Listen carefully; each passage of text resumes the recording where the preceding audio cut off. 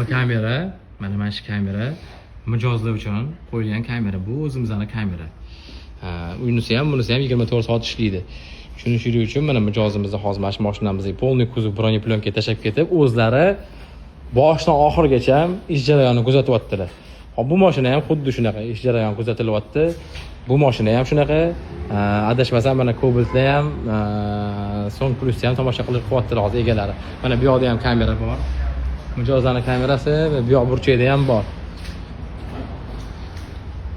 O'shaning uchun ko'p holatda mijozlar mashinasini ko'rgisi keladi, ish jarayonida keladi tepasiga mana shu narsani bartaraf qilib, naborot qulaylik qilib berish uchun shunaqa narsani yo'lga qo'ydik. Mana hozir polniy kuzov broneplyonka, bu yoqda tonirovkalari уже bitib bo'lgan.